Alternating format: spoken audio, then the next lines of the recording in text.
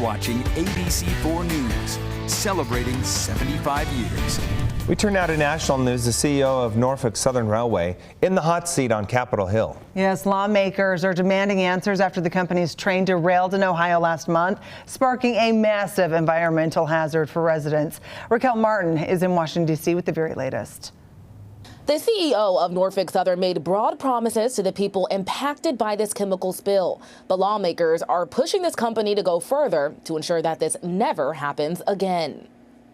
I want to begin today by expressing how deeply sorry I am. The CEO of Norfolk Southern Railway is promising to rectify the chemical spill that left thousands of people in Ohio and nearby Pennsylvania concerned for their health. It is clear the safety mechanisms in place were not enough. At a Senate hearing, Alan Shaw told lawmakers the railway company is working to change its safety protocols and is already investing millions towards cleanup. We are not waiting to act. But senators on both sides of the aisle criticized the multi-billion-dollar company for prioritizing profits over safety. It was a disaster waiting to happen. And they say the problem continues. The news is reporting that there's just been a significant derailment in Alabama of one of your trains. Ohio Republican Senator J.D. Vance is demanding Congress pass enhanced railway regulations to prevent the next disaster. And he's urging his Republican colleagues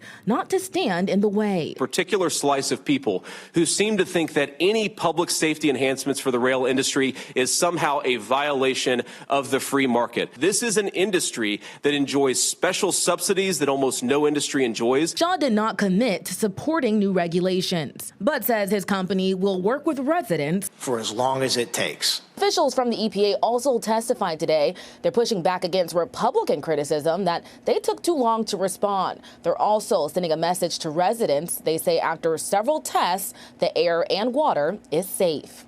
For now, in Washington, Raquel Martin, back to you. A scare for Senate Minority Leader Mitch McConnell, who fell at a popular Washington, D.C. hotel Wednesday night. Lawmakers rallying around McConnell today after the 81-year-old was hospitalized on Wednesday night. He tripped at a GOP fundraiser dinner event and is being treated for a concussion. I called the leader this morning and spoke briefly with his staff to extend my prayers and well wishes. My thoughts are also with Leader McConnell's family and his team. The White House hasn't confirmed any phone calls with the Senate Minority Leader, but the Bidens are aware of the situation and are wishing McConnell a swift recovery. Well, in international news now, a deadly shooting rampage inside of a building holding a religious gathering in Hamburg, Germany. Tonight, shots fired inside of the building used by Jehovah's Witnesses. Heavily armed officers making their way into the building, several people escorted out, and authorities are saying there are multiple victims. Police say at about 9 p.m. local time tonight, one or more unknown suspects opened fire on this street in Germany's second largest city. Officers with long guns raised, kicking in a glass panel to access the building's front door. After officers arrived on scene, they heard a gunshot from the upper floor. Officers then shouting before climbing 2 flights of stairs with their weapons drawn. One officer holding a large tactical shield. Tonight, police saying it appears there is no indication the suspect or suspects are on the run and may still be in the building or among the dead. All right, and taking another look at the national weather, weeks after powerful snowstorms pummeled parts of northern and southern California, cutting off Sun Mountain communities, authorities say 12 people have been found dead. And now a new cross-country storm is headed for those hard-hit places yet again. Aid is ongoing in the San Bernardino Mountains following the series of powerful snowstorms devastating the mountain communities east of Los Angeles. The San Bernardino Sheriff's Office saying at least a dozen people have died since that first storm hit. Volunteers helping residents dig out their homes and cars. Some of these people have been homebound for 11 days. They've run out of food. They, in some cases, don't have power. They don't have their own generator. Okay, the Sheriff's Department rescuing 3 people stranded in the snow in another county. One woman spent 3 nights trapped in her car. The new system expected to bring heavy rain, 100-mile-per-hour wind gusts, and more snow. Governor Gavin Newsom announcing a state of emergency to help an additional 21 California counties ahead of the severe winter storm this week. And here at home, we have seen record snow as well. We have, and we have a storm that's already impacting the state. But before we start with the storm, an ABC4 viewer reached out and asked about vernal. So we started to look at some of the snow records. This is actually the snowiest winter season on record for vernal. They have picked up 67.3 inches of snow since July of last year through now. Their old record was 57 inches. Get this, it was set back in 1936. So that will just go to show you that everyone over in the basin, you've been seeing a tremendous amount of snow, the snowiest season on record. Oh my goodness, more than 67 inches, and you could see 1 to 2 more from the system that's impacting us now. All right, clear skies were out there today in Salt Lake. Gorgeous shot from Scott Taylor, but then the clouds started to move in, and so did the moisture. We're going to start with our drought monitor because these are the newest numbers, and I have to show you, we did make some gains here.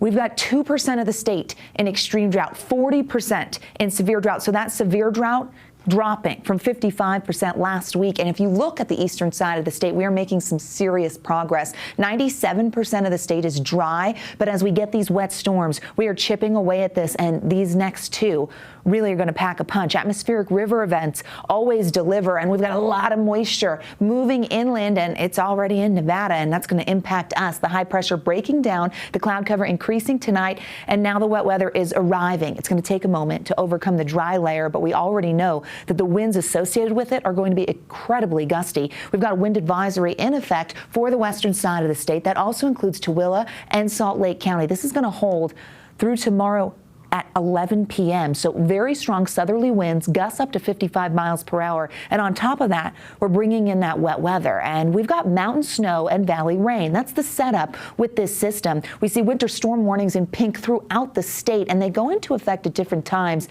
In the next half hour here, we're going to see that in northern Utah, the northern Wasatch Mountains underneath that winter storm warning. That will also be the case for the central and southern Wasatch, and over for a portion. The western Uintas kicking it off, and then tomorrow at 5 a.m. the eastern Uintas falling underneath that warning. We're talking heavy, accumulating snow on the way. Central and southern mountains also impacted by this, as well as over on the southeastern side of the state, the San Juans and the La Salle Mountains and Abajo is going to see some heavy snow. We're talking major accumulation. But our snow levels are going to be high with this storm. We get warmer air moving in, southwesterly flow, and that means that our snow level is going to be around 7,000 feet tomorrow in the north, climbing to 8,000 feet in central Utah and even higher down south. So above that, that's where we're going to see this very heavy accumulating snow. Beneath it, a wintry mix. And in our valleys, most likely rain as we get through our Friday. Here's a look at midnight, and you can see that rain fills in along the Wasatch Front, mountain snow, and there are some spots where it could initially start as snow or that wintry mix, but warmer air is coming, and that's going to transition to straight rain. Notice here by 8 a.m. a warm front comes through, cranks those snow levels, pushes them up, and the warmer temperatures mean valley rain predominantly along northern Utah, the central portion of the state, and in the southwest desert. We also see rain in eastern Utah. Look at those active conditions. We stay that way, very soggy, active skies for your Friday, and then here comes a cold front. Now, this front is going to really produce some lifting, meaning there's a chance for some thunderstorms embedded in here, and we focus that moisture ahead of the front as we get later on into the day. Watch the clock in the corner of your screen, 8 p.m. We watch the front on the move, and we've got a lot of moisture in central Utah. Now, again, the chance for thunderstorms holds on. We eventually will become more showery with our precipitation as we roll into Saturday, but this does bring impacts for your weekend. Notice how we amp things up in central and southern Utah, and you can't rule out the chance of a shower in northern Utah as well. Very unsettled weekend with a tremendous amount of moisture on the way. There's the threat for thunderstorms for tomorrow. You can see that it extends from the Wasatch Front down into central Utah, so some lightning could be out there. So we went from thunder snow to thunderstorms. Futurecast rainfall putting down anywhere from a quarter to about half an inch with this system, and the snow totals really heavy. You see those numbers, 10 to 20 inches in the southern mountains, 1 to 2 feet in the cottonwoods, and looking at rain in our valleys, but the chance of some sloppy mix and wintry mix accumulating in some spots. 40s and 50s for tomorrow with that wet weather. Upper 50s in St. George, where we take a check on the next 7 and we get to the 70s. Unsettled for your weekend with rain. Slight chance on Sunday, drier Monday, but then we get a repeat performance Tuesday and Wednesday. Here's a check on those showers for Saturday, and we are going to see that the temperatures stay in the upper 40s and 50s. And then Tuesday into Wednesday, another event here. Atmospheric river looking promising yet again. So that's 2 rounds. We've talked about California getting this moisture. Now it's pushing inland. They, of course, getting more than us. Yes. But as that moisture tracks towards Utah, we are going to pick up some of it, and it's healthy. Yeah, it's been an incredible year. Yeah. Thank you, Alana. Time now for